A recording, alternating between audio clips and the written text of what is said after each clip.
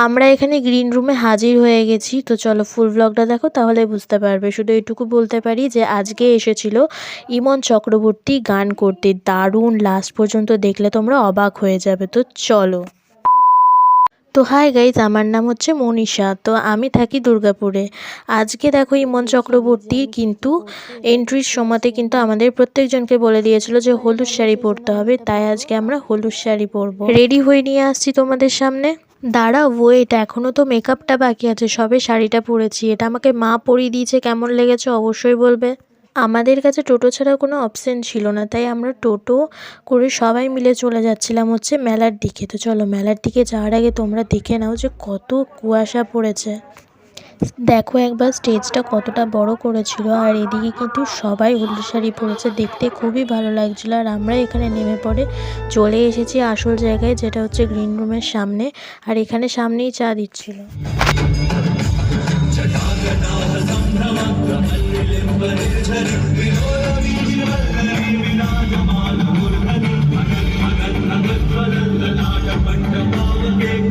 ইমন আসার আগে কিন্তু এখানে যাদের পারফরমেন্স করা ছিল তারা কিন্তু সবাই পারফরমেন্সটা করে নিচ্ছিল। তারপরে ইমন আসলে কিন্তু আর এদের পারফরমেন্স করা হবে না, তাই এরা ঠিক করেছিল যে আমরা আগেই পারফরমেন্সগুলো করে নেব। মা এখানে বুলেট ট্রেনে দাঁড়িয়ে আছে, কারণ মা সম্বর্ধনা জানাবে। আর এখানে দেখো ইমন কিন্তু এবারে স্টেজে উঠবে। সবাই আগে থেকে ভেবে রেখেছিল ইমন আসলে একটা করে ছবি তুলবে, কিন্তু কেউ তুলতে পারেনি। হয়তো এটুকুই, তাও যে এতটুকু তোমাদের জন্য আমি ক্যাপচার করতে পেরেছি এতটা সামনে থেকে, এটাই আমার আনন্দ। ইমন চক্রবর্তীর এবারে এন্ট্রিটা তোমরা দেখে নাও, খুব সুন্দর গান করেছিল আজকের দিনটা।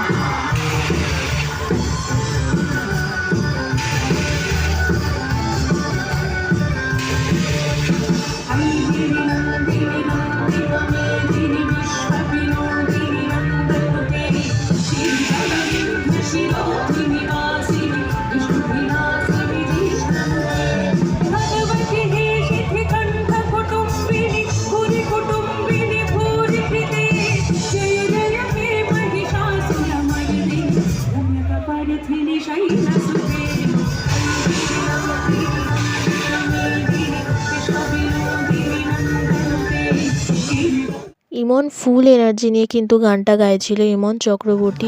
তোমরা তো সবাই চিনবে, যা সুন্দর নাচ করছিল আর যা সুন্দরভাবে সবাইকে মাতিয়েছিল। রাত্রে কিন্তু প্রচণ্ড পরিমাণে ভিড় হয়েছিল, তোমাদের ভিড়টা দেখিয়ে দিই। সাইডে কত লোক ছিল, আর বসার জায়গাতে তো প্রচণ্ডভাবে ভিড় ছিল।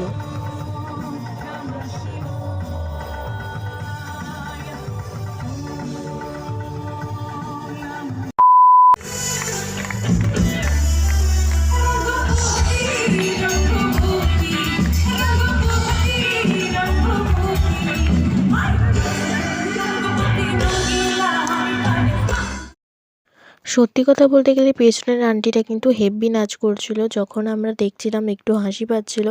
তারপরে যখন ফুলটা আমি এনজয় করলাম ভিডিওর মধ্যে ওই আন্টিটাকে দেখে, সত্যি খুব ভালো নেচেছিল। থ্যাংক ইউ আন্টি, তোমার জন্য আরও বেশি মেতে উঠেছিল আজকের প্রোগ্রামটা। তারপরে মায়ের আর আমার একটা লাস্ট কাজ ছিল, যেটা করে নিয়ে কিন্তু একবারে